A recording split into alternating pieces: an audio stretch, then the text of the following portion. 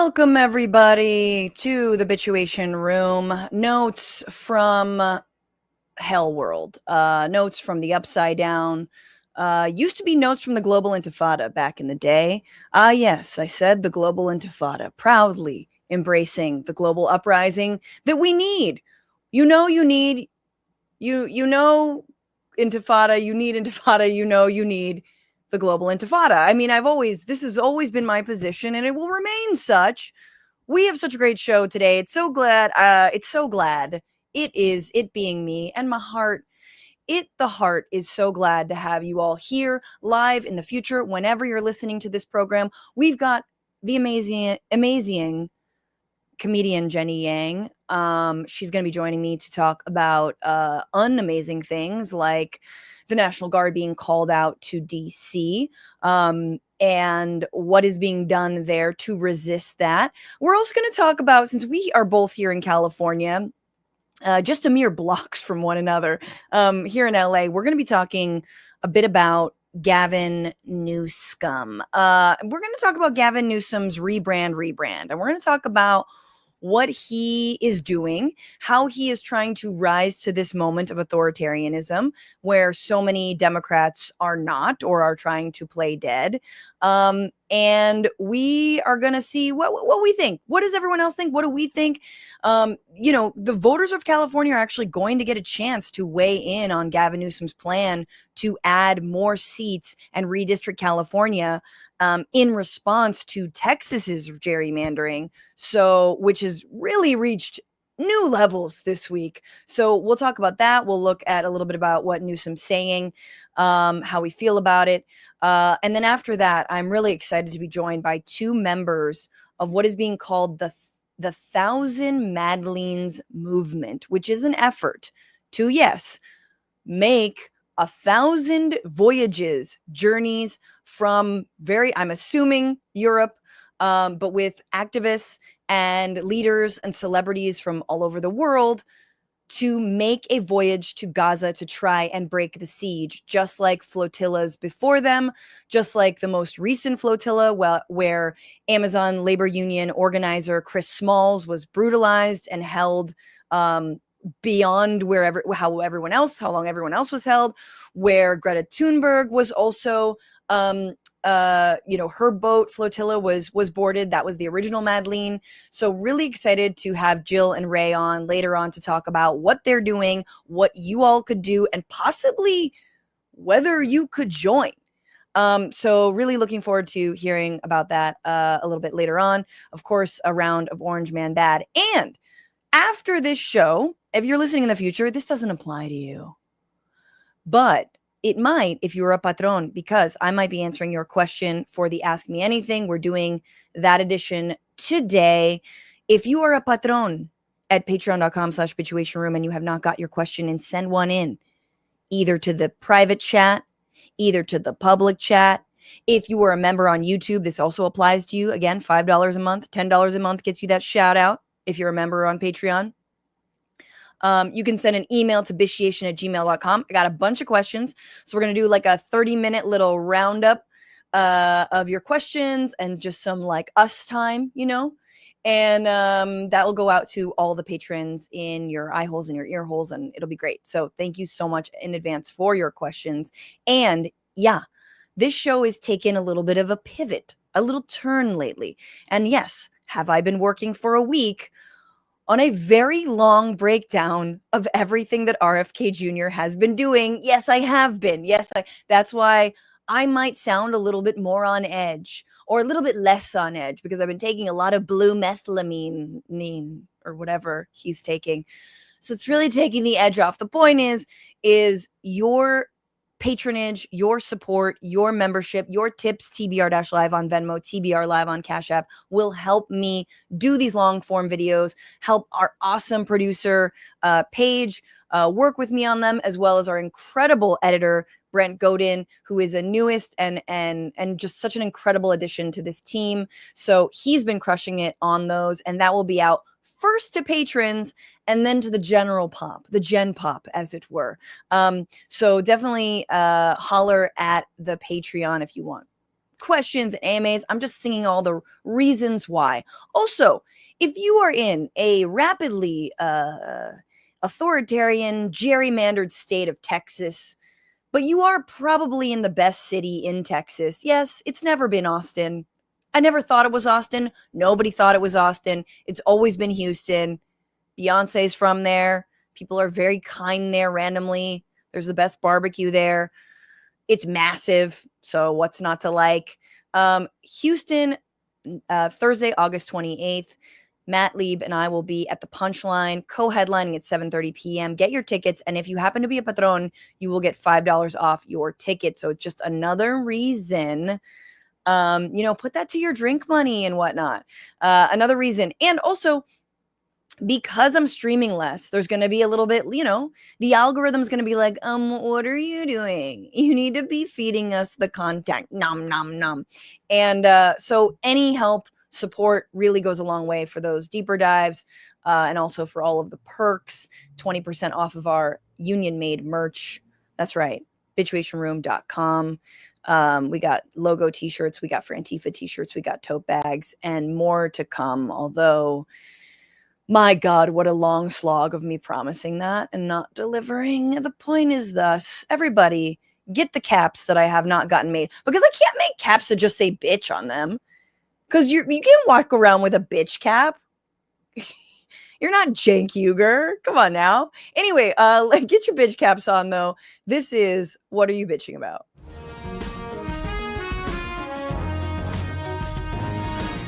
So I am bitching about Laura Loomer.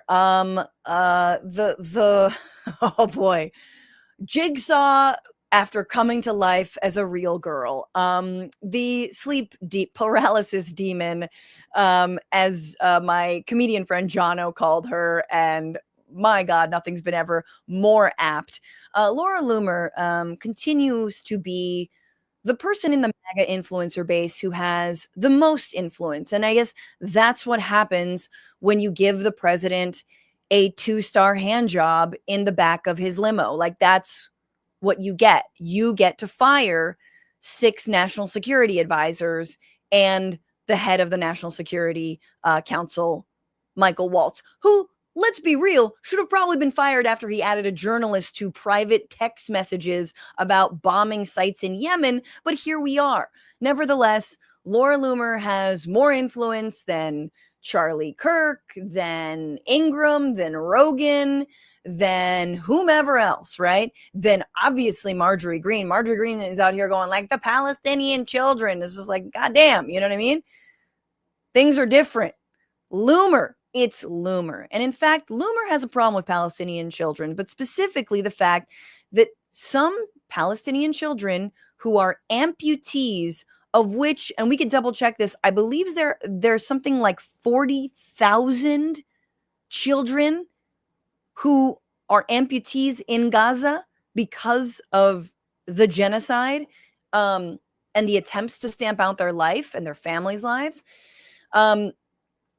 Because of that, some of them, a very small sliver, have been allowed into the United States to seek medical treatment and whatnot. And Laura Loomer shared on Twitter a video from Heal Palestine that has evacuated 63 said children, and she basically called them jihadis. She was like, Heal Palestine should be investigated, and these kids are doing jihadi chants. Well, here is a Palestinian Gazan amputee doing what could only be construed as a jihadi chant. Wake up, little bunnies!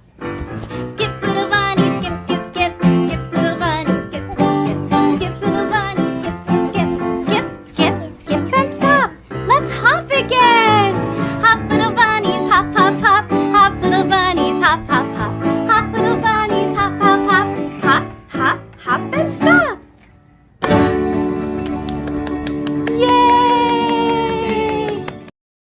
Okay, first of all, that's going to make me cry again. But also, it makes me cry because it really is a call to arms. And if you If you didn't see that in there, you're not looking hard enough. That was amputee Rahaf, who is, I believe, 3 years old, with YouTube star, children's star, Miss Rachel. And she is singing Hop Little Bunnies, which is Miss Rachel's classic song. Now, here's my thing. After Laura Loomer put these tweets out, this was like a couple days after Miss Rachel had gone on to Democracy Now! To talk about her work with Gazan children, specifically those who had been evacuated to the United States. And because of that, because of Laura Loomer freaking out about it, now, guess what? Medical refugees are being denied visas to come to the United States. Marco Rubio confirmed this. He didn't mention Loomer, but it's just incredible that like the entire State Department is now bending to the will of a woman who, again, let him come inside. You know what I'm saying? Like, she let the toadstool, the Yeti pubes, like it all. I'm sorry if you're eating, but you need to know this. That's what happened. That everyone just like, stop what you're doing. Laura Loomer wants to say something. And the reason I think it also has to do not just with Heal Palestine, but Miss Rachel's work with the Palestine Children's Relief Fund is because of this interview. Just take a listen to it. She is so... Just to give you context. This is Miss Rachel. And I realize now the sound might be a little bit low. Maybe we'll fix it in post. This is Miss Rachel talking about the mother of Rahaf, who you just listened to or saw. And the fact that her family, her brothers and her father are still in Gaza. She is so broken about what's happened to Rahaf, but so supportive and sweet. And all she thinks about every day is getting back to her boys. And I think as a mom, the most excruciating thing in the world would be being separated from your children. Rahaf's mom is with her here. Why weren't her father and brothers able to come? I believe Tarek can speak better to this, but I don't think that men are often approved to come. I'm not sure. They weren't approved. And Rachel was actually 100% correct on the reasoning as to why we were not able to bring her other children and the father. The medically evacuating children needs the approval of the Israelis to be able to take them out. And actually both Rahaf, her mother, and her siblings and father were all rejected the first time that we tried to evacuate them. And it didn't take until 3 other months of advocacy and petitioning to get the approval to at least Rahaf and her mother to then finally receive that approval from the Israeli military to be able to take them out and evacuate them with all the other children that we brought here to the United States. We are the largest Palestinian-led organization to medically evacuate children. And that is only 250 children. I mean, that is a drop in the bucket. And if we had the say on how we wanted to treat these children, it would not be evacuating them all the way to the United States to receive a prosthetic device. So that's Tarek Haylat, who's a friend of Miss Rachel's, who works with PCRF, the Palestinian Children's Relief Fund, which everyone should donate to. And he's saying that, look, we have only evacuated 250 children, and we don't want to evacuate them all the way to the United States. We'd prefer to not evacuate them, to treat them for their injuries in Gaza, which, by the way, psycho-Zionist Loomer is saying the reason that they're a danger and they're not actually in medical distress is because they're surviving the flight to the United States. This is like the depths of depravity. You know what I mean? What I'm saying is Marjorie really should have put in a little bit more work on trying to be the one to give the handies. That's all I'm trying to say. I'm just, you know what I mean? Just like, would it have hurt you that much, Ms. Green? You know, you should have been the last person to try to get in some favors with Trump. Instead, we got Zionist Jigsaw out here calling the shots. And I swear to God, because StopAntisemitism.org is run by this crazy woman who believes that Miss Rachel should be investigated for links to Hamas. You know, these psychos talk to one another on the DMs, right? This is absolutely because Miss Rachel has been out in front talking about child amputees, that Laura Loomer's like, now we've got to shut down all all visas for any children trying to have a chance at life. Anyway, it's just amazing. It's just amazing, it's amazing what pillow face will get you, or pillow head in this case. With that, let me move to, now that no one is hungry, I have to tell you about our new sponsor. Okay, real talk. One of the questions from the AMA is like, what I like to cook. And the reality is I'm actually not cooking very much. I'm sorry, life, but I am able to cook when I can cook with meal kits. I'm a huge meal kit person. I was like, I don't know about this. I don't know if I like it. No. I'm a big meal kit person because I waste way less food and I don't have to think. And parents and people tired under authoritarianism just want any way to not think about what they have to buy, what the recipe is, whatever. So I'm really happy that HelloFresh is now a sponsor and we've got like this insane deal. So anyway, here we go. HelloFresh has got way more items on their menu. They've doubled their menu. You can choose from 100 options each week, seasonal dishes from around the world, bigger portions. You can feel great with a healthier menu filled with high protein, veggie packed recipes. And it helps you eat greener I just ate like this really good pork chop. Sorry, vegans, but when it had really awesome green beans with it. Snap peas, stone fruit, corn on the cob, all seasonal veggies. And they've added more steak, seafood recipes at no cost. And guess what? Hang on, wait, I'm supposed to read this. So go to hellofresh.com/bitchuation10fm and get, drum roll, 10 meals free. And plus 1 free item for life. I don't know what that item is. I hope it's delicious.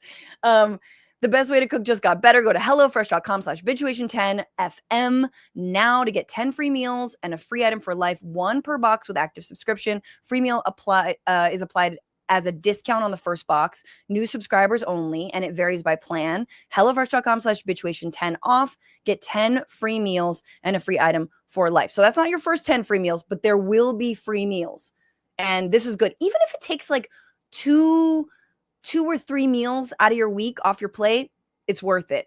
hellofresh.com/bitchuation10fm. And thank you for being a sponsor. And thanks to my guest, who is a stand-up comedian, a writer, let me get to her official bio, a friend, and also the host of an actor, and also the host of the What Should We Talk About weekly podcast on Substack, Jenny Yang, whose guest was recently Morgan Spector of the hit show Gilded Age. I was so jealous, Jenny. I mean, you should be. Sorry. I can't control your reaction to my reality, okay? To me winning. Sorry. Jenny, welcome. It's been too long since you've been on this show. You've launched your whole podcast. I've been on your podcast. Yeah. It's such a good time. And I want to know now what as you coined the last time you're here, you're talking about, it's not just bitching about, it's bitchuating on. What are you bitchuating about? Oh, what am I bitchuating on? Oh, just, trying to like feel joy while also trying to like stay aware of what's happening in the world, and yet drawing healthy boundaries, and yet having my own space, and yet we all need to be doing something, and yet Yep. That's what I'm bitchuating about. The joy. How do I I've been talking about this, and people who are familiar with movement politics knows this term, but we deserve bread and roses. Yes. Okay, we deserve material goodness as well as beauty and joy and pleasure. And where's the pleasure? Well, I mean, that was pleasure is deeply radical, and I'm reminded of people. I got to introduce I got to interrupt you. When people are out here, it's gotten into the zeitgeist, and it's disturbing when people are like, rest is radical. Joy is resistance. Not for everyone. There's a lot of people who do not deserve rest nor joy. No, that's true. No. That's what I'm saying. Oh, that not everyone deserves. Oh, nobody, a bunch of people don't deserve it. What I meant was more like, forgetting that like America's labor history involves fighting for the 40-hour work week, which should now really be a 30-hour work week, and the weekend, and fighting for time to rest and be with your family. Or what they said is do whatever you want, do whatever you please. 8 hours of sleep, 8 hours of rest, and 8 hours to do whatever the F you want. Yeah. And I feel like that radical rest and joy, and like even just fighting for that, like, it's like that's a world we all want. It's just a world where we can all hang out and have enough, to eat and have food over, like a roof over our heads. I want the life of an Italian nonna. Dude, I want to same, live. hard same. I want to live like an Italian grandmother who's slamming vermouths Yes. and wine until 2 a.m. Okay, who makes you pasta when she wants to.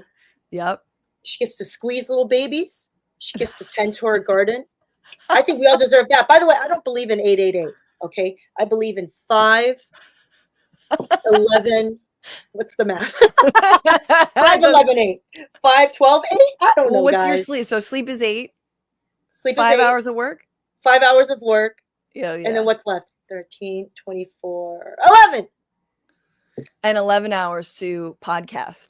To podcast, because everyone has a podcast now, including me. I mean, I've had podcasts before. This is my first really, truly independently produced podcast. That's the only way forward, because, you can start something with a network, and, so many of our friends have, and you want it to survive. But as soon as that network, what little money they might give you, as soon as they're like, well, we don't have any more money for this, your shit's done. Like, you can't take it anywhere else. It's like some of the most successful shows are like, well, okay, well, I guess that's it. So it's a long slog, but a beautiful one. And you really are crushing it doing live shows already. So I'm really glad you stopped by and made some time. Oh my goodness.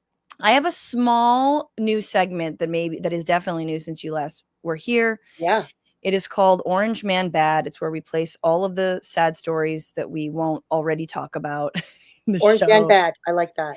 in a segment I call Orange Man Bad. Here we go.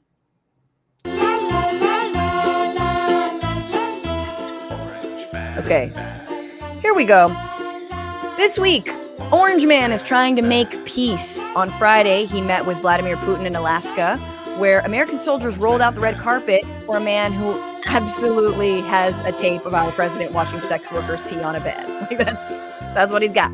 Orange Man then met with President Zelensky of Ukraine, and Zelensky tried a new strategy, gifting Donald Trump a golf club from a Ukrainian war veteran. And as parents of any toddler understands, this is a winning tactic. You give the small child something special, and then you ask them to pick up their toys. Orange Man also showed off his collection of made-in-China merchandise to world leaders, and that included hats that said Trump 2028, which was somehow not as upsetting as the other hat he was selling. This is real. That says Trump was right about everything. And that was not as upsetting as the other hat he was selling that says, Trump's wee-wee is wee-wee big. I have seen it. I am 18. Don't worry. A D.C. Court of Appeals has approved the dismantling of the Consumer Financial Protection Bureau, further ushering in the golden age of scam and cementing the reality I will never pay less than $500 for a concert ticket ever again. I'm very mad. Orange Man's minions in Texas state legislature have required all Democrats to be escorted by a state trooper if they return to the state. Democratic lawmaker Nicole Collier returned and is now refusing a police escort. And instead, she's holed up in the House chamber in Texas like the country's most unfun sleepover ever. She's going to be playing classic sleepover games, everybody, like the game Light as a Feather, Stiff as a Closeted Republican. And that is Orange Man Bad. Yes. Yeah. Can I tell you, that was incredible. Honestly, the music really does a lot to take away the pain of hearing Thank you. the atrocities. Yes. I like that because it really boosted my mood while you were talking about this like awful shit. Yeah, a little You dissonance. got jokes in there. Yeah, I know. A closeted Republican. That does it. That does it. Light as a feather, stiff as a closet Republican, which it should now be renamed. Let's get into the week, Jenny. So many things happened. hmm 2 of them I want to break down with you. This is the week where.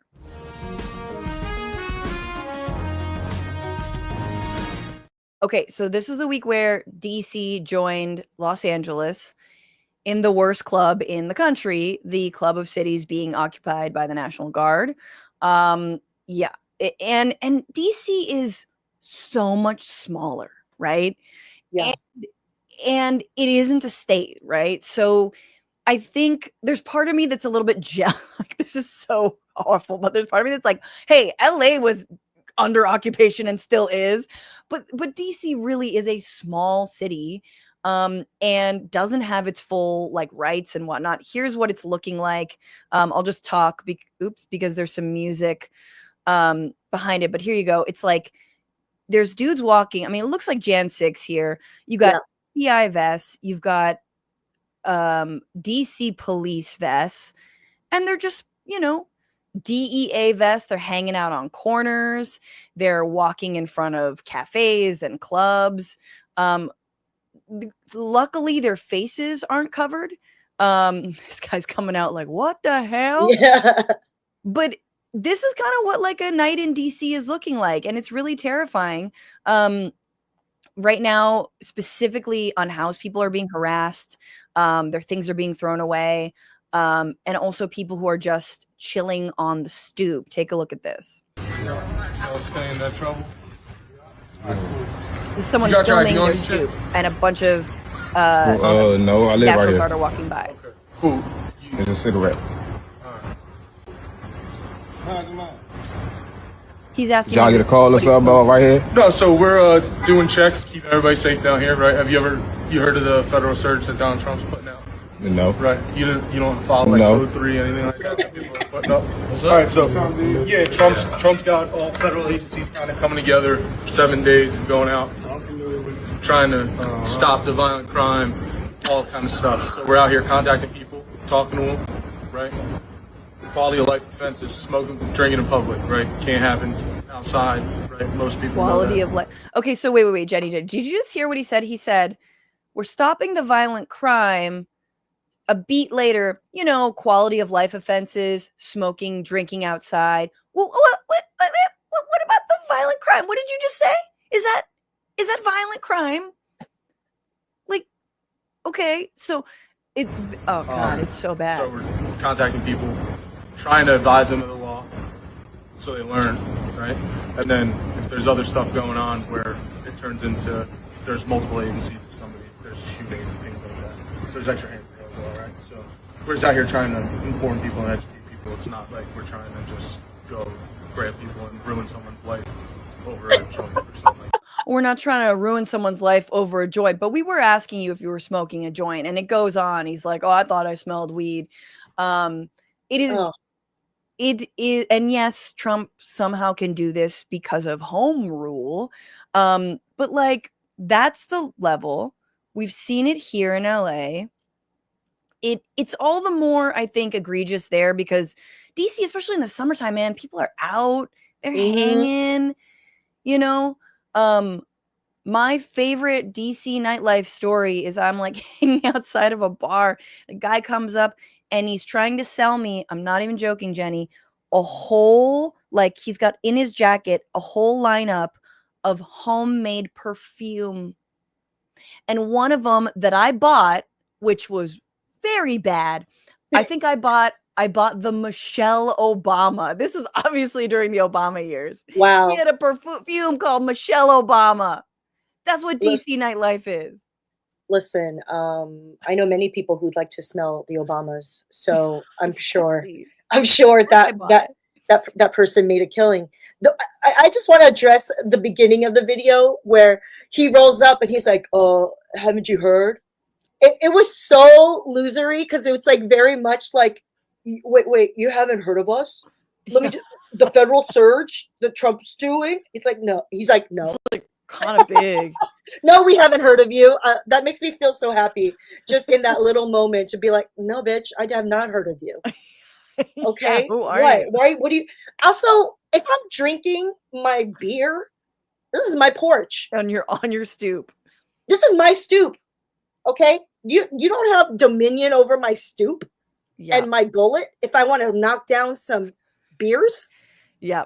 This is ridiculous. It's so like just like the way he talks to it. You know what? It also, this is really chilling, but it kind of also reminded me of some documentaries about the Afghanistan war where you see like, you know, big Marine tries to explain to like humble villager trying to live their life what the US Army is doing occupying their country. And he's like, you know, what we got to do is if you're harboring any terrorists, you know, and it's the same like dissonance and like lack of communication. But really, it does remind me of an occupying army. And that's basically what they're doing. One man had something more than just sort of like side eye. He had a whole ass sandwich, a full uneaten. It did not look even just a little bit nibbled sandwich. Sandwich guy rises. Take a look. Motherfucker! Oh! Oh! Oh! It's fucking good! It's fucking good! Salmon. A salmon polo and khaki baby man. With his kids. That's what I love about it. He looks like any other conservative fucking DC chode, but he threw the most anti-fascist sandwich known to America in that moment. I was like, so good. He looks like he should be golfing. He looks like he has a sister named Buffy.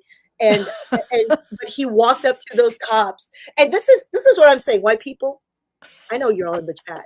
White people, you got to follow this man's lead, okay? Seriously, privilege to the front. Let's fucking go. Privilege to the front. Subway guy already being memed, like Banksy over here throwing the flowers or I think it is flowers. It was He definitely looks like. Apparently, he screamed at them, "You're fascist," but he does look like he should have been screaming, "Do you know who my father is?" Yes. His name is Sean Charles Dunn. And guess what? He works for the DOJ. He worked for the DOJ. He was an international affairs specialist in their crime division. Pam Bondi fired him and then tweeted, "If you touch any law enforcement, we will come after you." This is an example, get this, of the deep state we've been up against for 7 months. Wait, can I say, Gypsy Vegan commented, "Do you hear the people eating the subs of angry men?" Stop! I don't promise to read every single person's funny comment, but that is so funny. That is the beauty of a white man in khaki shorts and a polo, is it doesn't have to be, it doesn't have to be like a January 6er. You know what I mean? Oh yeah. I just think it's an amazing, like, oh, it's an example of the deep state. Has this been happening a lot? Like, what other foods have they thrown at you in the DOJ? Like who's being battled? Unarmed man with sandwich or like line of riot cops armed to the teeth? Like what like just an example of the deep state we've been up against. That's what they're saying? Yeah, that's what she said. It's an example of the deep state we've been up against for 7 months as we work to refocus DOJ. What is the deep state? It's anything you want it to be. The deep state is a pedophilic pizza parlor. Like the deep state is a sub sandwich. Like it's basically any lunch item that America enjoys. Yes. This is ridiculous. What's next? Just frozen yogurt? People be loving frozen yogurt. Yeah, Froyo is definitely part of the deep state for sure. Pinkberry is part of the deep state. Hot dogs, just a street dog. Yeah, well, street tacos, we know that. I mean, now the hypocrisy of pardoning 1,500 Jan 6ers and charging this man with a felony, as he's going to be charged with, by Jeanine Pirro, who is the district attorney appointed by Donald Trump. Francesca, I I love your conservative lady voice, by the way. It's, you know what? I feel like the way you do your conservative lady impression is you fill up your head with just hot air. You're like, Take a breath like through your nostrils, and yeah, it's true. It is true. There's full of different hot air. there's different tones, and I Right. appreciate that. It's also a little bit of my liberal voice, you know, my little like I'm just really concerned that Zoran is like going too far. Yeah. I like There's a that. lot of different angles. Anyway, here's Fox News pointing out this glaring hypocrisy. Is that it is very rich to say we are going to charge the sandwich thrower with a felony. When I was there on January 6th, and all of those people that assaulted police officers got pardoned. Not just the nonviolent ones, not just the ones that went into the Capitol. Everyone, including the ones that went after police officers, got pardoned. So don't tell me we care, that this administration cares about protecting police officers when they did not care about those on January 6th. Respectfully, can we just stay? But they got pardoned. No, those were police officers, Emily, and they got I pardoned. want to talk about DC for a second. But that was in without DC. having That was in DC. Those were DC police Can I just officers. start with the I was like, ooh, it's getting good. I forgot I was on this podcast. I was like, go get her. Go get her. No, can we stick with just cops? These are cops. Can we stick with DC cops? Those This were is DC cops. DC. Ugh, Cheryl. You know what I feel like? It's so messed up because the truly they're gonna come for us eventually is so real, because everything this administration does is pick on what is most vulnerable. That's what a true bully does. They pick off what's easier, right? Yeah. So they tried LA symbolically, and they went for like the day laborers who work at Home Depots and car washes because they don't have an office. So easy to pick off. So easy. The farm workers. Then they decide, you know what? They somehow declared victory in LA, and then now they're in DC, which is so tiny. Half of DC is federal buildings, so that's not even part of the city. So it's even smaller than we all think, you know. And so we are just roving bands of like vested men hiding their guts, just, you know. Yeah, and really, and it's like open, like stop and frisk, policing Black people. I mean, that's all it is, right? Yeah.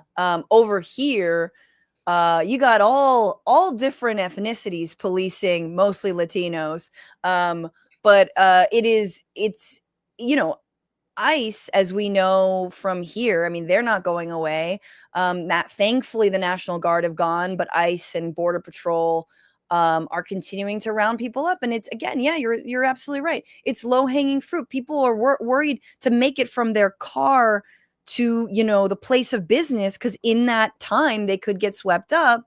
You know, gardeners come through my house, you know, my area, and it's like, I worry about them, talk to them, making sure they're okay. And like, it's just, it's relentless, and it's disgusting. That's what it is. It's fucking disgusting. It's relentless. And you're like, I saw, you know, we've been talking about, you know, people who are like leaving the country. I saw you shared something about also people deciding, because their parents are undocumented, they're just gonna, you know, their parents are gonna go back to their home countries and whatnot, and because they don't feel safe and free anymore. And then LA is also incredibly expensive, and that feels like, I understand it on a personal level, but it feels me, because every day I'm like, how much are home prices in Vancouver?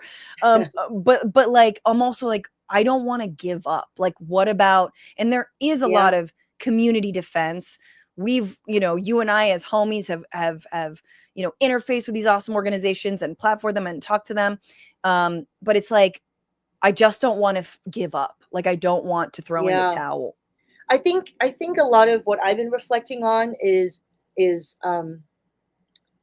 not all of us need to contribute to the resistance and the movement, right, in the same exact way.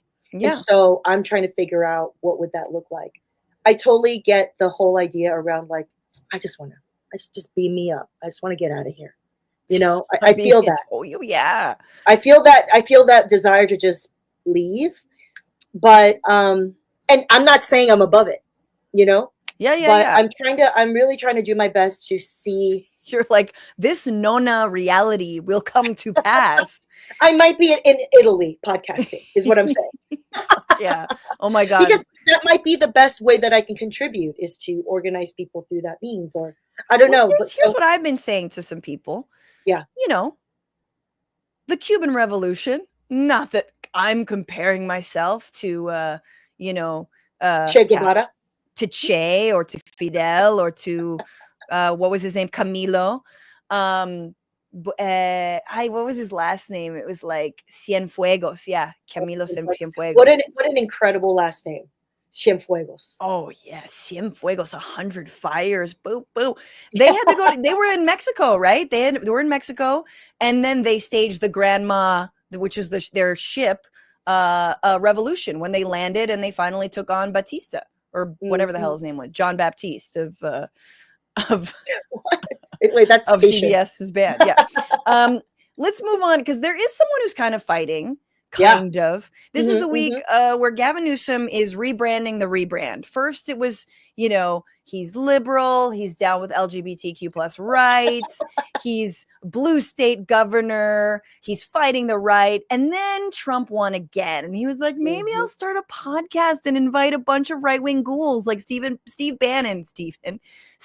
Bannon and Charles Kirk and all the other horrible people on, and then literally just bootlick them the entire time, and be like, what can I learn? What can we learn from you? I'm curious. To the point where he got called out by Jane Fonda, of all people. And I had to use that video to show my mom and be like, I think Gavin Newsom's kind of losing it. Here, look at Jane Fonda. And my mom was like, oh. And when she saw Jane Fonda call him out and be like, you're collaborating, this is BS. But this week, Gavin Newsom, and in the last couple of weeks, he's found some footing again. He's warning very powerfully about Trump running for a third term. He's like, this is not a joke. This is where we lose our country. He's talking also about the redistricting and seriously going to put forward a measure to redistrict California should Texas, which it seems likely, eventually redistrict to add 5 seats here in response to them taking 5 Democratic seats away. This is going to be put to the ballot, though, Jenny. So, there's some stirrings in California, progressives that are like, this is bad precedent. He insists that, look, this is temporary and we have to fight fire with fire. But of course, Democrats support independent commissions. This should not be partisan, whether you redistrict. Districting should be based on population and also not be gerrymandered to look like, to cut out people of color and Democratic voters and all that. Yeah. And I was like listening to him, and I have this, it's not even love. There's no love, but it's a like, that'll do pig relationship with Gavin Newsom, where I'm like, okay, although Babe was much more lovable, but the point, you know what I mean? It's like, okay, I'll allow it. I'll allow you to fight, and I appreciate it. But I feel like this is how I feel about Gavin Newsom. I think any person who has a considerable amount of privilege and power is not going to be perfect. That's just period. Yeah. That's just period. Okay. They're not going to be elected perfect. officials. Especially elected officials. So that's already going to be my baseline acceptance of reality. Now, when it comes to what times we're in right now, I am of the mind that, yeah, sure, he might be a little cringe. Yeah, I wouldn't superimpose a white man's face on top of Kendrick Lamar's body for a meme. Do you know what I'm saying? Like, you snorted on that. But you know what I'm saying? Like, there's definitely things that we could criticize him about in terms of tactic. But overall, the energy and the strategy, we need, I don't care if it's Gavin or not, we need people who can meet chaos with chaos, fire with fire. I am of that mind. Yeah. The amount of decorum that we are so used to hanging on to as the sort of, to tell us a story that we have a semblance of democracy, it's over. It's over. And it's been over, but it's just, but it's just now much more egregious. So it's hard to deny. And so that's why there's a part of me that's honestly kind of like, yeah, fuck it. Let's put this to a proposition. Let's go. Let's redistrict. No, I definitely think. Do you know what I'm saying? Like, that's why I feel like it's not like he's being undemocratic about it. He's going to ask voters. Yeah, but like there is no high road. There is no when they go high, we go high. You know, or when they go low, we go high. There is no Exactly. high road anymore. Exactly. The road has crumbled, and we are Yes. now up in the muck. And Yeah. we need people who know how to be in the muck. And there are going to be unexpected heroes, quote unquote, like Sandwich Man and, you know, Well, Gavin Newsom. I saw someone just say something like, you know, he's not a hero, but he's a fighter. You know, Yes, like I like that. he's Let's not call or him a a hero. savior. Like Scratch he's not that. going to be a savior. Strike that from the record. Yeah. Go with Fighter. this the random person on Twitter that I saw. And I think, you know, here's the other aspect of all of this. I mean, before I go to the other aspect, here's the things that he's saying. He was on Pod Save America, and I like, look, Gavin Newsom like understands how wildfires work, and that's why I like him. I'm like, he's got such baseline intelligence. But here he is talking about what Harvard and Penn and a bunch of other elite universities have done with the Trump administration, rolling over for them, allowing them to basically put him under some sort of conservatorship for, you know, anti-Semitism or whatever. He doesn't reference anti-Semitism specifically, but here's what he does say about UCLA. You can't work with him. Ask the mayor of DC. No one worked harder to have a relationship with him, and she just had her police force federalized. You only work for him. I'm not going to work for Donald Trump. UCLA is not going to sell their soul like Harvard or Brown or Penn or Columbia.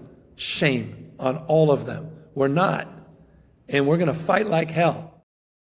So I love hearing that. Like, I think that's fantastic. Also, would love to hear a little hindsight 2020 on the fact that he absolutely called out the police to brutalize protesters on UCLA's campus when they were holding, the whatever it is, occupying. Why am I forgetting the Gaza solidarity encampments? Like, yeah, that was a Gavin Newsom, Karen Bass production. But I'm glad to see that maybe he is backing away from at least being like, oh, sure, sir, we can open up our universities to you. And obviously it doesn't matter that, like, you know, they're UCs and whatnot. But that's like what I like to see. And the other thing I like to see, Jenny, and maybe this is just tickles a little lib inside of me, a little like corny, maybe a little cringe. You mean just the Sunday farmers market? You know, I just think it's really fun, you know, sometimes to troll, because here's the kind of thing that Gavin Newsom's press office has been tweeting. Yes. All caps. Donald Trump, the lowest polling president in recent history. This is your second to last warning. The next one is the last one. It's got to be in Trump's voice. Stand down now or California will counterstrike legally to destroy your illegal crooked maps in red states. Press conference coming, hosted by America's favorite governor, Gavin Newsom. Final warning, man. You won't like it. Thank you for your attention in this matter. The Latina social media manager who did this, or communications director who did this, I forgot her name, but Camille Zapata. Camille Zapata, fucking hats off to you, because that is incredible writing in the kind of to troll Trump in his own voice. That's what I'm saying. Like, the way that we troll and get back in the psychological warfare and the culture warfare is going to look very different from before, you know? And so some people might emerge like a Patrick Bateman looking ass American Psycho dude. Okay. Like Gavin Newsom, Gaviner Newsom. Yeah. Gaviner. He's Gaviner Newsom, because he's the perfect person to troll someone like Donald, because he's everything that Donald wished he was physically, you know, in terms of heritage and breeding, and, you know, having dated he wishes he could date his son's ex-wife. Yeah. Like they're all from these elite circles, and who better to troll someone like Trump than someone like Gavin Newsom, who comes from those like elite circles, you know? No, so it's true. And this is the fight. Like, when you see this, many people are saying, I, Gavin C. Newsom, America's favorite governor, deserve the Nobel Peace Prize. Wow. like you just, it points out the absurdity. And this is the kind of shit that, like, you know, even Kamala Harris, you know, debating Trump, she laughed in his face, but she didn't go in for the kill. Tim Walz, we know, pulled all the punches with JD Vance when he could have gone in for the kill. The decorum, the like reservation of, I'm just going to hit him with the, ideas and facts. And that's where I think, I think in the broader anti-fascist fight, Newsom has a massive role to play. And like, my political mentor, Max Albaum, who's been on the show, says, look, we're going to have our tent for fighting fascism needs to be big. The problem happens with me, Jenny, is like when you see Hakeem Jeffries or Chuck Schumer who don't endorse Zoran Mamdani, Zoran, who wins not because he's anti-Trump, but because he's got so many ideas. He's visionary. He's likable. He's talking about working class issues and values. He's from an immigrant family where it does like all the great things that make him relatable, especially to New Yorkers. And they want to fucking walk away from it. So it's like the winning hits you in the face and you're I don't, we can't win. And so it's, to me, Gavin Newsom, the rubber hits the road with Newsom when he actually is asked what he believes, like what he's going to put forward. Because what he puts forward is like, well, we do need to fund the police and like clean up the homeless encampments in LA. Right. So this is the problem. That is the problem. It's the whole strange bedfellows thing.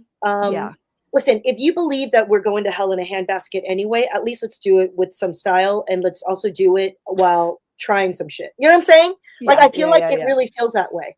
Like, it's not the whole, I don't like to cry like, we don't have to be perfect activists, because there is validity in talking about criticism within ourselves, But when we want a big tent, but fucking Hakeem Jeffries and Schumer out here being like, no, little tent, little.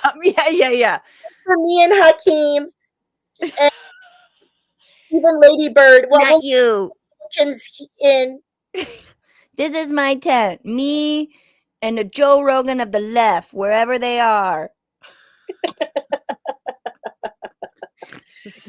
Little no, but that's why Gavin, I feel like Gavin's willing to try different things, and it's like, fuck it, let him try it. What do we got to lose at this point? No, we exactly. We really don't. Like, and he does have a massive point to make. He tried to be the podcaster of the left or whatever. Right, I know. He thought he could be that guy. He thought he could single-handedly be fucking a Jubilee video when he was a podcaster. He's like, we're gonna talk across the lines and find common ground. No. He figured it out. It's trolling. What I love are the AI illustrations of like Hulk Hogan and like other fucking MAGA people touching him like he's a deity, like he's like the son of God. Like an image of ironically making fun of Trump's AI memes is the only AI I support. 100%. So all I'm saying is we can't let him off the hook for all things, but fucking let the man cook. As they say. No, it's true. It is very true. Let the narcissistic billionaires eat each other up. Yes. Better him than me. Let him eat them up. No, that's very true. And he has a massive point, which is like 2026 could be stolen. Forget about 2028, 2026 in terms of redistricting, and the idea that we could ever have accurate representation could be gone. So obviously Jenny for Congress. Yang for Congress. Jenny Yang, where can people find you, follow your work, fall in love with you? Aw. Well, come join me on my podcast. What should we talk about? It's the full extended episodes are always at Jenny Yang. That's JennyYang.substack.com. Otherwise, follow me on Instagram and TikTok at Jenny Yang TV. Love it, Jenny. Can't wait to have you back. Thank you. You're the best. And thank you all for being here. People giving Jenny a lot of love. Borden Life says Newsom is a corporate shill that is funded by the same tech billionaires, Wall Street hedge funds, and utility monopolies that are essentially untouchable and making them untouchable. He's not much better on homelessness either. He's just as much of a narcissist as Trump, which is why he's good on camera. Exactly. Fight fire with fire. I will not donate to this man. Don't give him a fucking cent. There's just differences between maybe the master's tools will never dismantle the master's house, but they can at least light it on fire and then we can tear it down. Lonzetta says Newsom's trolling is kind of starting to win me over. I was kind of annoying lib shit at first. Can't deny they're actually funny. See, that's the thing. I'm like, I'm trying to look at these tweets and not think I'm like, this is lib shit. But then you see them making fun of Trump's little Bella, Truth Social that he put out. And they're like, Donald's written his autobiography this morning. Unfortunately, he spelled it wrong. Beta. Soon you'll be fired, Beta, because of my perfect, beautiful maps. Like, that shit is funny. That's legitimately funny. And hats off to Camille for making me laugh. And with that, guys, I'm really excited to be joined by two people who are putting all of the frustration, all of the outrage into action.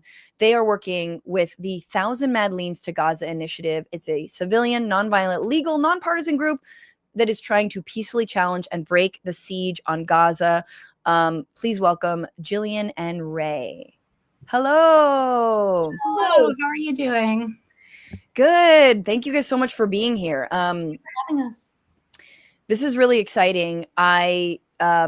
I'm really glad that this is still happening, that we're still trying to break the siege, not block the siege, break the siege of humanitarian goods to Gaza. Tell me, first of all, if you guys can, Jillian and Rae, where are you guys coming from? How do you come to this work? Why did you guys get involved? Well, I have been an advocate for Palestinian liberation for a while, but, especially since October of 2023. And I think just, watching what's been happening for the past 2 years is rightfully driving everybody completely mad. So it was around the time that the Madleen was stopped. We knew that they were likely going to intercept the gondola. I just started Googling, is anybody sending a lot of boats all at the same time? And I found this group, and then we all met up and started the U.S. delegation. That's awesome. And so you're based in the U.S.? Yes, I'm in Columbus, Ohio. In Ohio. And then Rae, what about yourself? I am in Brooklyn, New York. So my background is in humanitarian aid and public health for the most part. I also have a public relations background. So I was in the Global March to Gaza back in June, and that is what brought me to this initiative. Obviously, the Global March to Gaza did not succeed in opening a humanitarian corridor through Rafah, so got to move on to the next thing. Tell me how that all went down, because I heard a little bit about it, but tell me about that initiative. So I think that when we consider what's going on in Gaza, which is Palestine overall, but in Gaza, it's a genocide. It's horrific. It's the worst thing that I can possibly think of. It's absurd. It doesn't make sense. How do you respond to that? Mm-hmm. You can't use typical initiatives. We tried protesting. We tried doing sit-ins with our people in government. We've sent letters. We've done phone calls. We've marched. None of that worked. So we planned a march from Cairo to the border with Rafah just to open that humanitarian corridor to allow aid in. Mm-hmm. As we know, based on recent news events, Egypt seems to be pretty hand in hand with Israel nowadays. So they did not allow us to do that. It became quite abusive due to the government, not due to the Egyptians, but due to the government, the Egyptian government. They definitely don't speak for the majority of Egyptians. How far were you allowed to march? It depended on where you got to. So we were trying to get to various checkpoints that would allow us through. There were a few different checkpoints. Some people reached the first, some people reached the second. That was where I was. Some people reached the third. The third checkpoint, people were rounded up there and taken by the Egyptian government. The second checkpoint was where you saw a lot of the news coverage of people attacking us, throwing things at us, violently throwing people into buses, all of that. So wow. Yeah. And were they Israelis from the IDF or just Egyptians who were against what you were doing? These are people who were hired by the Egyptian government for very little money. We're talking about 5 to 6 USD. They're living in poverty themselves. So they show up and do the bidding of the Egyptian government to basically clear as many people as they can from these protests before the cops come in and Jeez. do more violence and then take everyone and detain them. So you've had experience with doing this kind of direct action, and I absolutely agree with you. The militancy is needed. And especially Jill, I mean, you're both American, and I think that here in this country, I think you're absolutely right. I'm of the belief there was a little bit more room to actually protest, but then you also have seen, as we just spoke about, governors and mayors and universities in collaboration with a lot of the repression that happened when there was more militant action under the Biden administration. But Jill, tell me about, because I mean, it's really dangerous to do this, but there is power in numbers. So 1,000 Madleens, how close is the 1,000 Madleen movement to hitting that number? Tell me about this whole process. Yeah, so 1,000 is symbolic. We're not going to send 1,000 boats at the same time. We are not currently releasing the number of boats that have already been obtained. Some of the different delegations on their own have released their numbers. France has 5 that they've announced through one of their many delegations. 3 of those were purchased and 2 were donated. So there's no number that we are trying to hit. We are just trying to send as many as possible at the same time. It's going to be harder to stop more people. It will ideally draw more attention and hopefully provide some safety for the passengers on the flotilla. And it also will draw Israeli military resources. Seriously. Yeah. Anything to draw them away, but also it is terrifying. I mean, we saw, especially the way that on the Handala that Chris Smalls was treated. I mentioned that earlier, which again, I think any person of color who's visited, Palestine and visited the occupied West Bank, or has been an activist can tell you that they get treated completely differently. They get singled out. They get sent through different checkpoints. That's just, how it is. And so it is a deeply racist government, no matter where you're from. But tell me about maybe who is, because the other thing about that's, I think, interesting is having Americans part of it. The first Madleen didn't have very many, I believe the second, a couple more. But, having it come from the US and any people that you can tell us are going to be on it, or are you also, how are you reaching out and can people join you? So I can go ahead and take this. Yeah, please. So people can absolutely join us.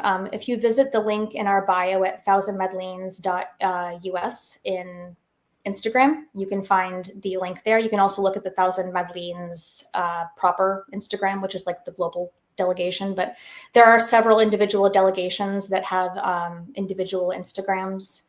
And yeah, we are all working together to send as many people as possible. I think this is an opportunity, honestly, for white folks to step up and say, put our lives on the line. We have put enough brown and black bodies on the line historically in the US in the past. And this is also an international thing as well. So we have an amazing group of Palestinians working with us on this initiative. We can't release who all is going to be on boats yet. We have a lot of this under security still. We don't have our official leave date open for announcement yet, but it will be in September. But yeah, most of it is not something we can discuss yet for security reasons, just because we want this initiative to be successful. We are focused mostly on safety and security of the people who are on board, and also safety and security of people in Gaza. We don't want this to be something that is going to negatively affect them. We want this to be successful. Can you tell me, Jill, maybe like what do you want to bring? Like what are the items that these boats and the flotilla will be equipped with? I mean, just like the other flotillas, obviously baby formula would be one of the big ones, any sort of medical supplies, any sort of food that we could bring in. But like the other flotillas, a lot of the aid is symbolic. It's not going to be enough, even if we do make it. Well, so is the Israeli aid. I mean, to talk about, I mean, it's murderously symbolic, right? But even when they say, oh, we're going to start letting certain things in, they don't, and they aren't, and it is symbolic, or it's a truck that is 20% full for half a day, or it is used to lure them and murder them, as we've seen with the Gaza Humanitarian Fund or whatever the F it's called. Yeah, it's really admirable. And I think the other thing that doing this does is, Rae, to your point, builds this international solidarity that we are going to need if Palestine's ever going to be free. And just realizing that, like, also other countries are not under the grip of so much propaganda. Even Israel's not under the grip of so much, you know, anti-Palestinian, pro-Zionist propaganda. Like, Americans are sort of uniquely propagandized to around this issue. And so many other countries are like not as steeped in all of that, which is quite nice. And so it's nice to be able to like connect with them. We've seen pressure campaigns. I mean, kind of, you know, on France and the UK in terms of some weapons restrictions, but there hasn't been full sanctioning, at least not to my knowledge. And Spain, I believe, has dabbled. What are you hearing from your from people around the world, where it's like, where are they at? Are they able to? Because I think Americans feel a unique responsibility because of all of the money we're giving to this genocide. So I am curious about other activists from outside of the US. Yeah. I think that Israel only exists, to be real, because of American taxpayers. Without American taxpayers, Israel would not exist. So we do have a very unique responsibility here. And it isn't just about sending a flotilla, it's about education. It's about Americans understanding where their tax money is going. And our Instagram specifically, we are trying to post more educational content for folks who may not be aware of what's been going on, because a lot of people have not been really aware of the history of Palestine and their colonization prior to 2023. And I think that most Americans have not been aware of how much of their taxpayer money has been going to Israel for years, decades. And we are in here for the long haul. If our flotilla initiative fails, we're going to go to something else. We are not giving up. There are thousands of people from around the world engaged in not only this initiative, but many other initiatives. No one is giving up until the siege is broken. And I think that's what Israel needs to understand. And I think that's also what the US government needs to understand. Yeah, I will say, just, you know, I live in Ohio. It's a fairly conservative state. Although I would say it's more hopeless than conservative. And even I've been riding my bike around central Ohio and into the rural areas with a Palestinian flag on it. And I am shocked at the number of people who are like, first of all, recognize the flag. Sure. And then second of all, who get really excited. I think I've had maybe 4 Zionist interactions, and I've had people in rural Ohio go, yes, like free Palestine. So I don't think the propaganda represents what most Americans think at this point. I think people maybe feel like they've been screaming into the void for a long time. They don't really know where to direct their energy, but I do think that most people who are watching this, regardless of political affiliation or even like education, they know that you can't just do a genocide to get revenge. You can't do an ethnic cleansing to take people's land without consequences. I also am curious as to whether Israel has learned or is learning some of its lessons. You know, there was the flotilla in 2010. 9 activists were killed, I think mostly from Turkey. It's a dangerous thing that you guys are doing. And also I do think that, like, given what we saw with the Handala and given what we saw with the first Madleen, that it is, I mean, meaning they didn't open fire, thank God, right? And I think that they know it keeps on as these flotillas keep happening. It keeps on looking awful for them, even just to see these images of innocent, unarmed activists with their hands up as they're boarded by the IDF, right? It is very shocking and very striking. And so, you know, and I think it also is call to the international community and world leaders. We're doing this because y'all aren't doing this, because you've got UN, trucks full of food that is rotting or being attacked by Israelis, that is rotting on the other side of these borders that could be saving lives right now. And so I think as we're in this sort of, whatever stage of mass famine that we're in, it speaks volumes. And I also think, to be honest with you, I think becomes less risky the more flotillas that take off.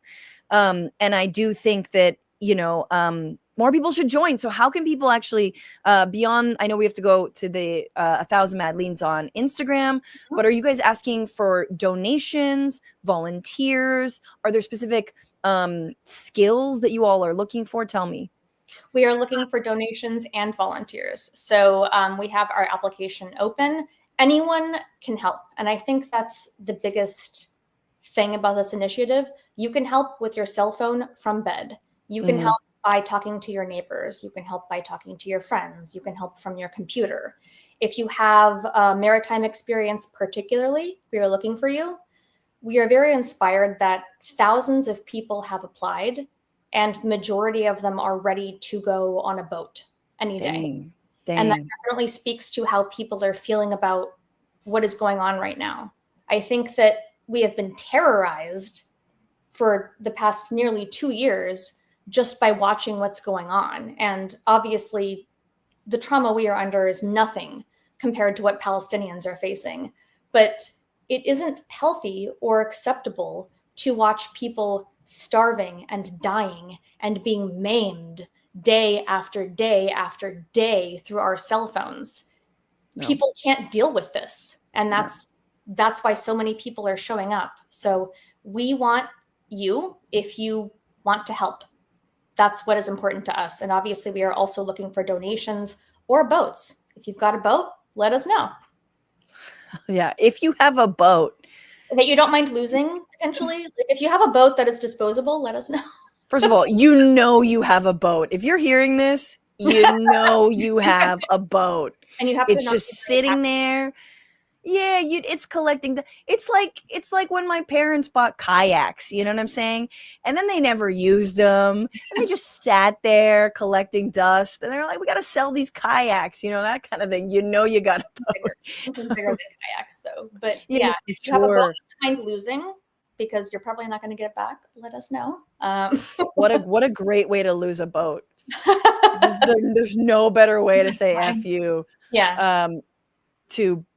Boats. Never mind. The point is Jillian and Rae, thank you guys so much for being here. 2 members of the 1,000 Madleens Gaza initiative, sending as many boats as possible this September to break the siege, break the blockade of Gaza, get much needed medical aid, food, supplies, and really just show that the international community does not agree with our governments, and especially not the United States government.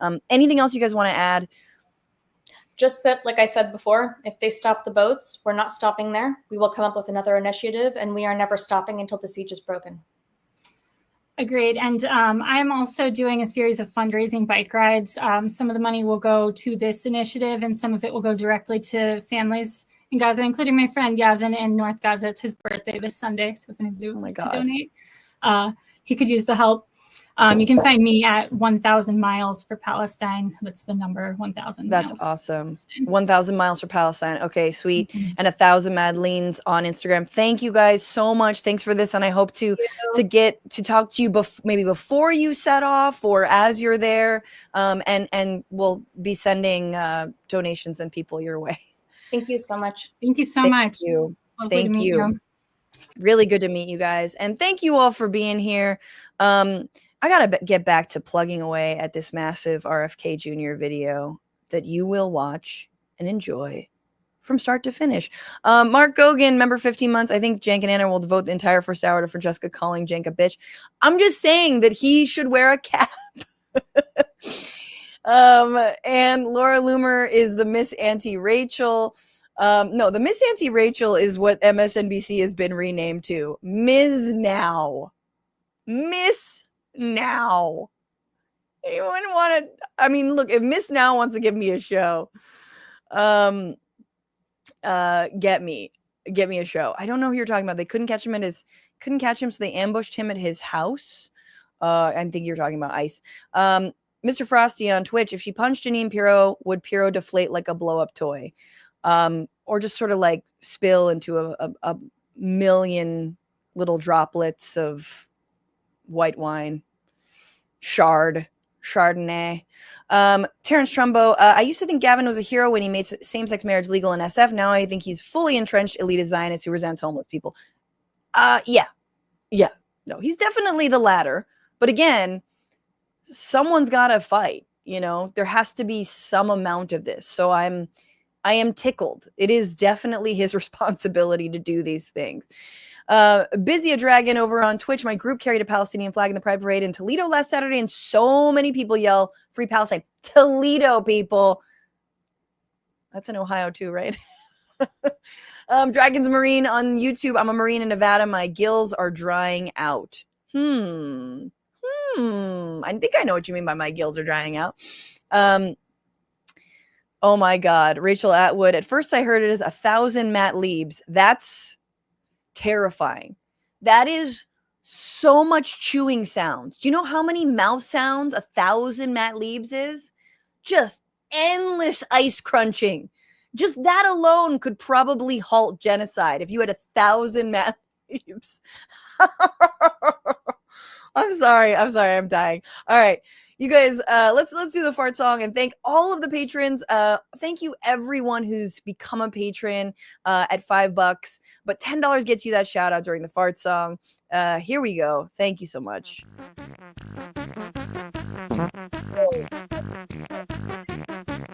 Rated, and thank you so much to you, Bryant, for making me not feel super alone in this. But we got new members. Roller Dragon, welcome back. Tanya Dodgers gave out a membership on YouTube, as well as Moondragon. Moondragon, so good to see you in Seattle. Omega Shenron Dragon, thank you so much for resubscribing over on Twitch. 22 months, baby. I've been out of the loop of Fran's content, never ceased to keep me sane and aware. Also, who's with me to make hair gel vendors refuse him? Oh, yeah. I mean, he crumbles if Newsom doesn't have his hair gel. Eric in the red, resubscribe. Thank you so much. I love how he outran and clearly overweight and unfit goon squad. Oh, the salmon pink guy. Oh, that's what we were talking about. Sandwich Man. GA Thron, thank you for resubscribing with Prime as well. Thank you to Start 101 Leon, to Late Bloomer 66, to Zizby also who resubscribed 3 days ago. You're awesome. And you guys know, you can always be a paid member over on frannyfio.substack.com. You'll get early access to all of our long form video. We're going to be streaming on Thursday with Wajahat Ali as well as Anthony Aguilar, who is a whistleblower who used to work with the Gaza Humanitarian Foundation or Fund or whatever the hell outlet it is that is basically murdering Palestinians who are starving and searching for food. Anthony is going to come on. We're going to talk to him about what he saw, what he was made to do, and the ongoing starvation and this just absolute like hell show of an outfit there. So stay tuned for that. 4 p.m. Pacific, 4 p.m. Eastern, 1 p.m. Pacific. Thank you to Paige Omek, to Brent Godin, to Andy Vasoyan. We are streaming on Tuesdays and I guess some Thursdays, 1 p.m. I just said it. Fight the power. Fuck the patriarchy. Free Palestine. And don't just bitch about it. Be about it. Bye.